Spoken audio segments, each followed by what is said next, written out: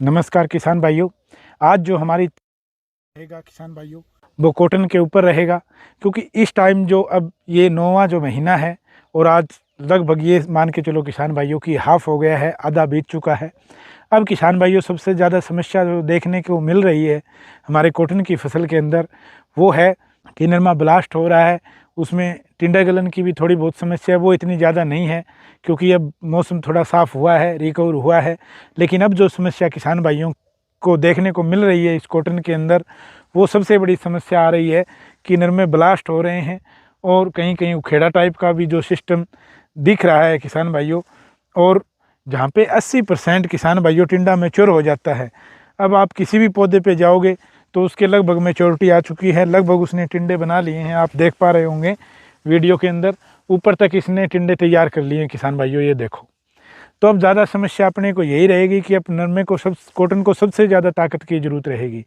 जहाँ सबसे ज़्यादा ताकत की ज़रूरत रहेगी तो आज जो मैं आपको जो विश्लेषण करके बता रहा हूँ, जहाँ पे हमारे बस में कुछ नहीं है, मैं सच्चाई बताने वाला एक किसान का बेटा हूँ। मैं ये कह रहा हूँ अब हमारे बस में कुछ नहीं है, पर कुछ एक चीज़ें हैं जो हम करके नरमे को कुछ समय के लिए ब्लास्ट से भी बचा सकते हैं, बचाने की एक कोशिश कर सकते हैं। और एक फर्टिलाइज़र की जो लास्ट स्प्रे इम्पोर्टेंट होती है उसके बारे में भी मैं बताऊंगा, क्योंकि जो लॉस होना है वो होगा। अभी तक सुंडी की ऐसी कोई खास अवस्था हमें दिखाई नहीं दे रही है हमारे कॉटन के अंदर, तो जो मेरे कॉटन के अंदर है वो भी आपके कॉटन के अंदर भी दिखाई देगी। जैसे कि इस किसान भाई के दिखाई दे रहा है, हमें सुंडी की इसमें कोई ज़्यादा चीज़ें देखने को नहीं मिली।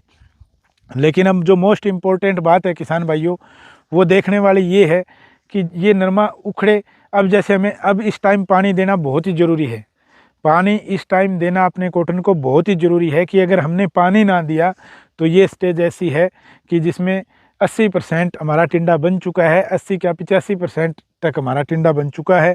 थोड़ी बहुत फूल गुड्डी से टिंडा बनना बकाया है किसान भाइयों। तो 80% टिंडा मेच्योरिटी होने के बाद मैं जो डोज बता रहा हूँ आप ये अंतिम पानी इसके अंदर दे रहे हैं किसान भाइयों। आधा किलो थाइपोनेट मिथाइल आधा किलो की बजाय 700 ग्राम डाल देना ज़्यादा हमारे उखेड़े की और ये समस्या होती है। क्योंकि हमें अब अगर अपने नरमे को 15 दिन तक ठीक रख पाए किसी भी बढ़िया फंगीसाइड से, फंगीसाइड अब इस वक्त जो काम करेगा, जो तुरंत काम करेगा वो थाइपोनेट मिथाइल 70% रहेगा, जिसकी आधा किलो डोज कम से कम आधा किलो से लेकर 700 ग्राम डोज 1 एकड़ की 10-15 किलो से ऊपर यूरिया मत डालें लास्ट पानी के अंदर। क्योंकि यूरिया अब की बार किसान भाइयों ने बहुत बढ़िया काम किया कि अपने कॉटन को अब तक यूरिया नहीं दी होगी मोस्टली जो किसान भाई हैं, लेकिन अब यूरिया की बड़ी ज़रूरत है नाइट्रोजन की, क्योंकि अब टिंडे की 80% मेच्योरिटी आ चुकी है। प्लांट हमारा हरा भरा अगर 15-20 दिन तक हमने और रख लिया तो इसके बहुत अच्छे नतीजे हमें किसान भाइयों देखने को मिलेंगे। इसलिए 20 किलो यूरिया के साथ 500 से लेकर 700 ग्राम थाइपोनेट मिथाइल आप अब नरमा इतना मिला हुआ है कि इसके अंदर हम पत्तों के ऊपर नहीं डाल सकते, पर किसी कार्टून में डाल के जब पानी दो तो उस स्टार्टिंग पॉइंट पे क्यारी के साथ साथ देते रहें किसान भाइयों। ये बहुत ही बढ़िया इसका रिजल्ट आपने को देखने को मिलेगा। और जो ब्लास्ट हो रहा है कॉटन वो अगर हमारा 10-15 दिन के लिए रुक गया तो हमें एक अच्छी पैदावार हमारे कॉटन के अब की बार देखने को मिलेगी किसान भाइयों। ये तो रही मेरी जो खेड़ार है उसके ऊपर। अब बात रही किसान भाइयों लास्ट पानी जैसे ही हम देंगे तो ऊपर की अवस्था में हमारे क्या है कि 70-80% जो टिंडे मैच्योर हुए हैं उनको अब सबसे ज़्यादा जिस न्यूट्रेंट की ज़रूरत है वो है किसान भाइयों पोटास। और पोटास देनी होगी किसान भाइयों तो 0050 का स्प्रे अवश्य करें। इसमें 2 सिस्टम रहेंगे, आप 13-045 का भी कर सकते हैं और 0050 का भी रहेंगे। मेरे हिसाब से 0050 का स्प्रे करें किसान भाइयों। अगर कुछ गुड्डियाँ वगैरह आपको ज़्यादा दिखाई दे रही हैं तो आप इसके साथ 100 ग्राम बोरोन का यूज करें, 100-125 ग्राम बोरोन पर एकड़ के हिसाब से यूज करें। हमें इस जो मैंने ये आपको बताया है इसमें आपका कॉटन 1 नंबर का बनेगा और अपनी पैदावारी जो है वो बिल्कुल किसान भाइयों ताबड़तोड़ रहेगी। ये जो टिंडे हैं ये बिल्कुल मेच्योरिटी पे आएंगे जब हम लास्ट पोटास का स्प्रे करेंगे और नीचे हम 20 किलो यूरिया के प्लस थाइपोनेट मिथाइल देंगे तो जो पौधे मैं आपको दिखा रहा हूँ वो पौधे हमें देखने को नहीं मिलेंगे।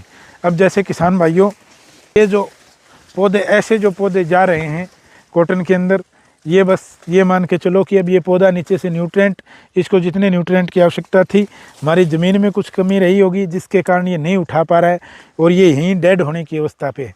पर इसके पास वाला पौधा बिल्कुल आपको हरा भरा दिखाई दे रहा है। इन पौधों को बचाने के लिए किसान भाइयों अब पानी देना इस स्टेज पे जहाँ पे 80% 70% हमारा टिंडा मैच्योर हो चुका है, वहाँ पे हमें अब पानी देना बहुत ही ज़रूरी है किसान भाइयों।